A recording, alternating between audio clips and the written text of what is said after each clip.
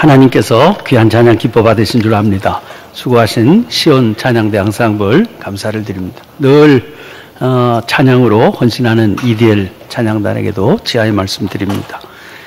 오늘은 사순절 마지막 주간인 순환주간이 시작되는 종려주일입니다. 주님은 겟세마네 동산에서 기도하시면서 제자들에게 내 마음이 매우 고민하여 죽게 되었으니 너희는 여기 머물러 나와 함께 깨어 있으라 당부하셨습니다. 제자들은 그 당부를 지켜드리지 못했습니다. 주님은 자는 제자들을 보시면서 너희가 나와 함께 한 시간도 이렇게 깨어 있을 수 없더냐 하시면서 시험에 들지 않게 깨어 있어 기도해라. 마음에는 원이로되 육신이 약하도다 하셨습니다. 우리는 마음으로는 원하지만 육신이 약한 존재들입니다. 그러므로 시험에 들지 않으려면 깨어 있어 기도해야 됩니다. 사순절 세일의 새벽 기도에 마지막 한 주간 남겨두고 있지요. 이번 한 주간만큼은 용기를 내서 기도에 동참해 보시기를 바랍니다. 특별히 순환주간 금요일은 주님께서 십자가에 달려 돌아가신 날인데 금년부터는 토요일 새벽 기도회를 대신해서 그날 밤 성금요일 예배를 드리기로 했습니다. 이 예배에도 관심을 가지고 참여해 주시기를 바랍니다. 4월 중순인 지금은 봄이 한창입니다. 사방에 꽃이 만발해서 어디든 울긋불긋 꽃대궐입니다. 그런데 엘리엇은 이런 4월을 가장 잔인한 달이라고 노래했습니다. 그의 시 황무지의 첫 부분에서입니다. 4월은 가장 잔인한 달, 죽은 땅에서 라일락을 길러내고 기억과 욕망을 뒤섞으며 봄비로 메마른 뿌리를 일깨운다. 겨울은 따뜻했다. 대지를 망각의 눈으로 덮어주고 작은 목숨을 마른 뿌리로 부지시키면서 그가 겨울을 따뜻하다고 한 것은 망각 때문입니다. 그 망각으로 인해서 살아있으나 잊혀진 마른 뿌리였습니다. 그런데 4월의 봄비가 그 뿌리를 일깨웁니다. 잔인한 것은 기억입니다. 그 기억으로 인해 죽은 땅에서 라일락이 솟구쳐 올라 죽음의 땅에 생명을 퍼뜨립니다. 결국 잔인한 기억으로 인해서 이 땅은 생명을 이어가고 있습니다. 시의 제목이 황무지입니다. 이 세상은 그리고 우리의 삶은 황무지와 같습니다. 우리는 망각 속으로 은둔하며 죽은 것처럼 지냅니다. 초라한 삶을 비루하게 이어가고 있는 겁니다. 그러나 봄비는 그런 우리를 사정없이 일깨워 기억 속으로 불러냅니다. 이 일깨움, 이 기억 때문에 우리의 삶은 풍성한 생명을 황무지에 퍼뜨립니다. 이 4월에 엘리엇의 시를 떠올리게 됩니다. 내일 모레 16일이면 세월호 사건 일어난 지 5주년이 됩니다. 이제 시간이 그쯤 흘렀으니 그만 좀 잊어버리자 말하는 분들이 있습니다. 기억의 괴로움 때문입니다. 그러나 그런 망각은 겨울의 평안함에 불과합니다. 잊으려야 잊을 수 없는 이들에게 잊으라고 하는 요구는 너무나 가혹한 아픔이 됩니다. 치유되지 않은 상처는 오히려 풀리지 않는 굳은 응어리로 맺히게 될 뿐입니다.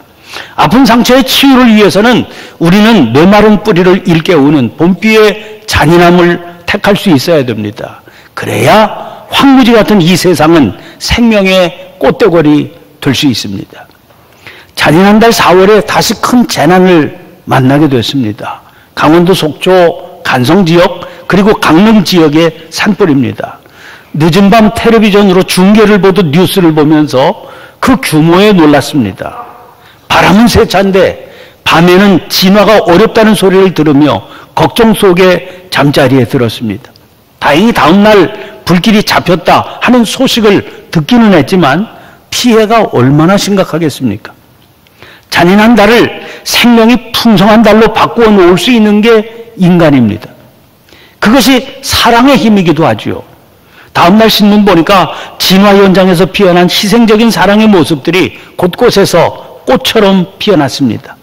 전국에서 밤을 도와 달려와서 진화에 동참한 소방관들 얘기가 감동적입니다. 이재민들의 하소연을 귀담아 듣고 빠른 조치로 위로를 전하는 공무원들의 얘기도 들었습니다. 그리고 이어지는 후원과 격려의 손길들이 있었습니다. 피해는 컸지만 낙심과 절망에 빠지지 않고 일어설 수 있도록 돕는 손길들입니다. 이런 일에는 누구보다도 교회와 성도들이 앞장서야 되지 않겠습니까? 마침 오늘은 사순절의 마지막 주간인 순환주간이 시작되는 종료주일이죠. 아무 일 없었던 다른 해에도 성도들은 이 한 주간에는 한 끼 이상씩 금식하며 사랑을 모아 어려운 이웃들을 도와왔습니다. 우리 교회 사회봉사부에서는 올해 산불 피해로 어려운 가운데 빠진 이들을 돕는 일을 계획했습니다. 각별한 관심을 가지고 이 일에 동참해 주시기를 바랍니다. 부활주일인 다음 주일 부활 헌금과 함께 로비에는 재난 헌금을 위한 헌금함을 준비해 두겠습니다. 어려움 당한 이웃들의 고통에 함께하는 마음으로 하루 한 끼 금식을 실천하면서 이 일에 동참해 주시기를 간곡히 부탁드립니다. 종료주일인 오늘 예수님의 성전 정화 사건이 실린 오늘 본문 말씀을 주목해 보시기를 바랍니다. 요즘도 이스라엘은요, 안식일만 되면 이 나라가 아주 특별한 나라로구나, 그걸 아주 실감하게 해줍니다. 안식일이 시작되면 이 하루 동안은 호텔 엘리베이터는 층수 버튼 누르지 않도록 매 층마다 자동적으로 서게 만듭니다. 대중교통의 운행은 중지됩니다. 공항에서는 비행기가 뜨지도 않고 내리지도 않습니다. 전화가 걸려와도 받지 않습니다. 1회에 하루씩 맞이하는 안식일 모습도 그러니까 1년의 가장 큰 축제인 6월절 모습은 어떻겠습니까? 주후 70년에 예루살렘 성전이 무너진 뒤로 이제까지 성전은 다시 세워지지 못했습니다. 따라서 성전 중심이었던 유대교 신앙 양태도 많이 달라졌습니다.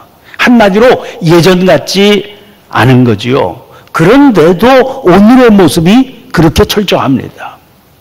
예수님 당시에는 예루살렘 성전이 무너지기 전이었습니다. 오늘 본문 20절에 보면 그 성전은 46년 동안 지은 건물이라고 그랬습니다.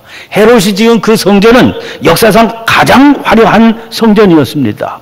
이 성전이 유대교의 영적인 중심을 이루고 있었습니다. 해마다 유대인들이 지키던 명절이 되면 많은 순례객들이 이 예루살렘 성전을 찾아왔습니다. 요즘의 열기에 비할 바가 아니었지요. 유대인들에게는 3대 명절이 있습니다. 6월절, 오순절, 그리고 초막절입니다. 그 중에서도 특별히 6월절은 성전 순례가 모든 이스라엘 백성들에게 의무사항이었습니다. 유대교 역사가 요세푸스는 자기의 저서 유대 전쟁사에서 6월절 순례자가 250만 명 이상이었다, 그렇게 추산하고 있습니다. 당시 예루살렘 상주 인구를 많아야 10만 명 정도로 그렇게 생각하고 있으니까 그런 도시에 250만 명 이상이라니 이거 좀 지나치게 과장된 숫자로 들릴 수 있습니다. 그러나 이걸 허무맹랑한 숫자라고만 할 수는 없습니다. 여러 나라 국민들로 이루어진 이슬람 교도들의 경우에 일생에 한 번 이상 성지순례를 하는 게 의무로 되어 있습니다. 특별히 하지라고 하는 자기들의 종교적 명절에 성지순례를 합니다. 그들이 찾아가는 성지가 지금 사진에서 보시는 사우디아라비아 메카에 있는 카바 신전입니다. 지금도 매년 이 명절에는 세계 각국에서 300만 명 이상의 순례객들이 이곳으로 모여듭니다. 지난 2015년 9월 24일 몰려든 순례객들로 인해서 최악의 압사 사고가 일어나서 1535명으로 추산되는 그런 많은 사람들이 눌려서 사망하기도 했을 정도입니다. 그 이스라엘은 그 열기가 이에 비할 바가 아니지요. 아무튼 6월절이 되면 대단한 숫자의 사람들이 예루살렘으로 모여들었던 것만 분명합니다. 사람의 숫자만 대단했던 게 아니지요. 이 많은 사람들이 성전을 찾는 것은 희생 제사를 드리기 위함 아닙니까? 그러니 제물로 바칠 소와 양, 비둘기가 예루살렘으로 집결됩니다. 아까 말씀드린 요세푸스의 기록에 의하면 이때 집결된 양의 숫자가 25만 6,500마리에 달했다는 겁니다. 우리로서는 그 열기의 수준을 제대로 상상하기조차 어렵습니다. 그런데 예수님 당시의 시대적인 상황을 생각해 봐야 됩니다. 주전 587년에 남왕국 유다가 바벨론에 의해서 멸망됐죠. 많은 이스라엘 백성들이 포로로 끌려갔습니다.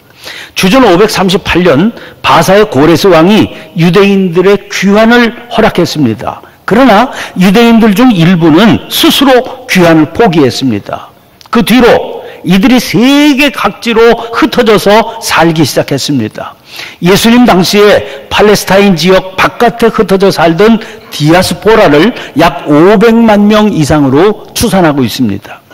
팔레스타인에 사는 유대인들의 수보다 훨씬 디아스포라의 숫자가 많았다는 겁니다. 그 디아스포라들도 유월절 성지 순례를 영적인 의무로 여겼습니다. 그래서 유월절만 되면 엄청난 순례객들이 예루살렘으로 몰려들게 된 거죠. 상황이 이렇게 바뀌게 되니까 많은 문제점이 발생했습니다. 우선 제물로 드리는 짐승들이 문제입니다. 좁은 팔레스타인 지역에 살았을 때도 제물을 가지고 성전 순례를 나선다 쉽지 않은 일이었습니다. 그런데 이제는 저 머나먼 곳에서 살다가 찾아오게 되는 겁니다. 자기만 오기에도 벅찬 여행이 됐는데 제물을 직접 끌고 온다? 불가능한 일이 된 겁니다. 이런 문제를 해소하기 위해서 생겨난 것이 제물로 드릴 짐승을 성전에서 마련해 두었다가 순례객들에게 판매하는 제도입니다. 또 하나, 성전세가 문제입니다. 출애굽기 30장 11절부터 16절 말씀 보면 20세 이상인 이스라엘의 모든 남자는 성전세 반세겔을 들여서 회막 봉사에 사용하도록 그렇게 명령하고 있습니다. 세겔은 사실은 무게의 단위입니다. 예수님 당시에는 이 반세겔로 두로에서 주조한 은전만 사용이 허락됐습니다. 금속으로 된 엽전의 경우에는 순도와 무게의 정확성이 생명인데 그 점에 있어서 두로의 은전이 인정받고 있었기 때문입니다. 애초에 로마 정부가 주조하던 것인데 주전 18년부터 정부가 이 돈의 생산을 중단했거든요. 그러자 유대교 지도자들은 예루살렘에서 성전세 용도로만 이 돈을 주조하기로 그렇게 결정했습니다. 그러니 바깥에서는 통용되지 않는 돈을 만들어서 반드시 이 돈으로만 성전세를 낼 수 있다 이렇게 규정하게 된 거지요. 당연히 이 돈은 성전에서만 구입할 수 있었습니다.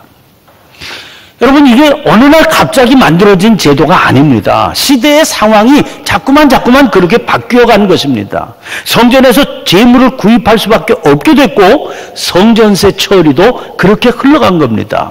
그런데 상황이 그렇게 바뀔 때마다 선택했던 방향이 중요한 겁니다. 그때마다 방향은 하나님이 기뻐하시는 것이 뭐냐, 거기에 초점이 맞추어지지 않았습니다. 무엇이 당시에 권력을 잡은 자들에게 더 큰 이익을 남길 수 있느냐, 거기 맞추어져 있었습니다. 제물로 드릴 짐승 끌고 올 수 없게 되었습니다. 옛 방식을 고집할 수 없게 된 거죠. 그래서 짐승을 직접 끌고 오지 않고 성전에서 구입할 수 있게 하는 것으로 바꾸었습니다.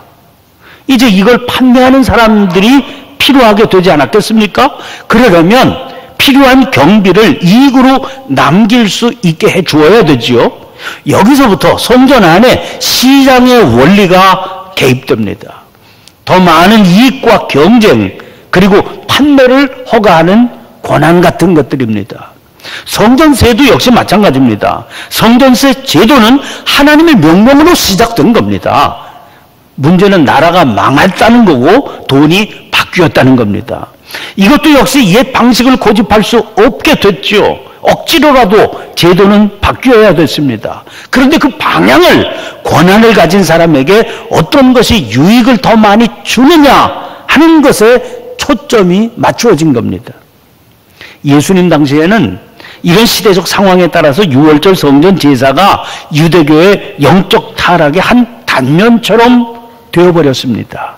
성전 뜰에서 장사치들이 자기들의 금전적인 이익을 위해서 활개를 쳐도 누구 하나 이의를 제기하지 못했습니다. 제사장들은 그들과 결탁해서 자기들에게 이익이 되는 것만 생각했습니다. 당시 모든 사람들에게 이 일은 의뢰의 그런 것이라니 받아들여지고 있었습니다. 성전에 이런 모습을 아무도 이상하게 여기는 사람이 없었습니다. 그런데 이런 상황에 문제를 제기한 분이 예수님이십니다. 이런 예수님의 모습이 당시로서는 대단히 충격적이었던 것 같습니다. 이 사건이 복음서 4권에 모두 기록되어 있는 것만 보아도 그걸 알 수 있습니다. 그런데 네 복음서의 본문을 비교를 해보면 공관복음 3권과 요한복음이 기록상 큰 차이가 있습니다. 하나는 시기입니다. 공관복음은 3권 모두 이 사건이 예수님께서 십자가 지시기 직전에 일어난 사건으로 등장하지요. 즉 십자가 지시려고 예루살렘 성에 입성하신 후에 첫 사건이 성전으로 들어가셔서 거기서 장사하는 자들을 내쫓으신 겁니다. 그런데 요한복음은 오늘 우리가 확인한 것처럼 시기가 전혀 다릅니다. 공생의 사역을 시작하신 첫 사건이 가나라고 하는 곳에서 혼인잔치에서 물로 포도주를 만드신 기적이거든요. 2장 1절부터 12절입니다. 이 사건 바로 뒤에 실려 있습니다. 학자들은 시기는 공관복음의 시기가 맞을 거다, 그렇게 확신하고 있습니다. 왜냐하면 요한복음처럼 공생의 초기에 이런 일이 일어났다면 그때부터 유대교 지도자들과 예수님이 정면 충돌을 하게 되었을 테고, 그렇게 됐다면 예수님의 사역 시기, 공생애의 사역이 3년까지 가지도 못했을 거다, 그런 추측 때문입니다. 또 그럴 수 있는 게 요한복음은요, 사실을 정확하게 기록하는 것보다 거기 담긴 의미가 뭐냐 하는 것에 초점을 더 맞추고 있거든요. 그러니까 언제 일어난 사건인지가 중요한 게 아니라 여기 무슨 뜻이 담겨 있느냐, 그걸 더 중요하게 생각한다는 겁니다. 그렇게 본다면 요한이 이 사건을 이 자리에 올린 이유가 있을 것 아닙니까? 그럼 그 이유가 뭐겠습니까? 아까 설명드린 대로 그 앞에 실려 있는 게 가나의 혼인잔치 사건입니다. 혼인잔치인데 포도주가 떨어지니까 예수님이 물로 포도주를 만드신 사건입니다. 이 사건은 예수님께서 공급하시는 은총과 영광, 그리고 그 주님께서 공급하시는 풍요로운 새 생명을 보여주고 있습니다. 예수님께서 말씀하셨습니다. 도둑이 오는 것은 도둑질하고 죽이고 멸망시키려는 것뿐이요, 내가 온 것은 양으로 생명을 얻게 하고 더 풍성히 얻게 하려는 것이라. 기쁜 축제의 자리인데 포도주가 떨어진 겁니다. 기쁨은 순식간에 사라져버리고 그 기쁨의 자리가 염려와 낙심과 수치가 밀려오는 자리가 됐습니다. 그런데 예수님께서 개입하시니까 다시 기쁨이 가득하게 되었는데 그 기쁨은 처음의 기쁨과 비교할 수 없는 충만한 기쁨이었습니다. 그것이 물로 포도주로 바뀌는 기쁨이었다는 겁니다. 그런데 이 새로운 생명의 역사를 가로막는 장애가 있습니다. 그게 기존의 질서입니다. 그것은 굳은 틀을 만들어서 그 안에 안주할 것을 강요하는 질서입니다. 그것은 웅장하고 견고한 성전의 모습과 같습니다. 모습은 화려하고 규모는 대단하지만 그 안에서 일어나는 건 생명의 역사가 아니었습니다. 인간의 얄팍한 이익을 추구하는 장사하는 집에 불과합니다. 공관복음에서는 이 사건이 하나님의 집인 성전이 강도의 소굴이 된 것을 예수님께서 다시 정화시키시는 그런 사건으로 등장하고 있죠. 성전을 새롭게 하신 겁니다. 그러나 요한복음은 여기에서 그치지 않습니다. 18절 말씀 보세요. 이에 유대인들이 대답하여 예수께 말하기를 내가 이런 일을 행하니 무슨 표적을 우리에게 보이겠느냐. 이 구절을 공동번역은 이렇게 옮기고 있습니다. 그때 유다인들이 나서서 당신이 이런 일을 하는데 당신에게 이럴 권한이 있음을 증명해 보시오. 도대체 무슨 기적을 보여주겠소? 하고 예수께 대들었다. 예수님을 향해서 당신이 무슨 자격이 있어서 이런 일을 행하는 거냐 따졌다는 겁니다. 주님께서는 거기에 대해서 이렇게 대답하십니다. 19절입니다. 예수께서 대답하여 이르시되 너희가 이 성전을 헐라 내가 사흘 동안에 일으키리라. 오늘 본문은 설명합니다. 21절입니다. 그러나 예수는 성전된 자기 육체를 가리켜 말씀하신 것이라. 공관복음은 성전을 새롭게 하는 기록이고 요한복음의 시각은 성전은 이제 필요 없다. 당신의 몸이 성전이 되었다. 그러셨다는 겁니다. 그러나 이 대답을 들은 유대인들은 물론 제자들까지도 이게 무슨 말씀인지 깨닫지를 못했다고 그랬습니다. 사랑하는 성도 여러분, 하나님께서는 우리의 삶을 생명으로 풍성케 하시는 은총을 허락하십니다. 그러나 당시의 유대교는 건물과 제도 중심의 성전 신앙으로 전락해서 인간을 얄팍한 이익의 수단으로 여기게 만들었습니다. 예수님께서는 이런 유대교를 향해 분노하시며 당신의 몸을 던지셨습니다. 그것이 주님 달리신 십자가입니다. 오늘은 주님께서 그 십자가를 지시기 위해 단호히 결단의 발걸음을 옮기셨던 종료주일입니다. 이날 우리는 복음을 버리고 다시 옛 모습으로 돌아가려고 하는 이 시대의 경향을 주목해야 됩니다. 자기 하나의 얄팍한 유익이나 안위함을 추구하려고 하는 그 유혹을 버려야 됩니다. 이 시대에 아파하는 사람들의 상처를 보듬기 위해서 자기를 희생할 수 있어야 그게 바른 신앙입니다. 고통 중에 신음하는 이 세상에 위로와 생명의 역사를 전하는 하나님의 손길이 되어야 그게 바른 교회입니다. 주님께서는 우리에게 바른 신앙의 길을 보여주시고 바른 교회의 모습으로 인도해 주시기를 기도하면서 부활의 그날을 향해서 나아가는 저와 여러분 그리고 우리 모두의 교회가 될 수 있기를 주님의 이름으로 간절히 축원합니다. 기도하겠습니다. 친히 나무에 달려 그 몸으로 우리 죄를 담당하셨으니 이는 우리로 죄에 대하여 죽고 의에 대하여 살게 하려 하심이라 말씀했습니다. 십자가를 향해 가시던 주님을 묵상하는 순환주간을 시작하는 주일입니다. 저희로 하여금 하나님의 은혜를 헛되이 받지 말라 하시던 그 음성 기억하게 하옵소서. 이제는 오직 십자가의 길을 걸으며 죄에 대하여는 죽은 자요 그리스도 예수 안에서 하나님께 대하여는 살아있는 자로 살게 하여 주시옵소서. 오직 주님의 은혜를 사모하는 가운데 주님 주시는 생명의 풍성함을 힘입으며 살게 하시고 그 은혜로 어디서 무엇을 하든 세상의 상처와 아픔을 씻는 자로 살게 하여 주시옵소서. 십자가 고난을 통해 저희들에게 새 생명길 열어주신 그리스도 예수님 이름으로 기도하옵나이다. 아멘. 아멘.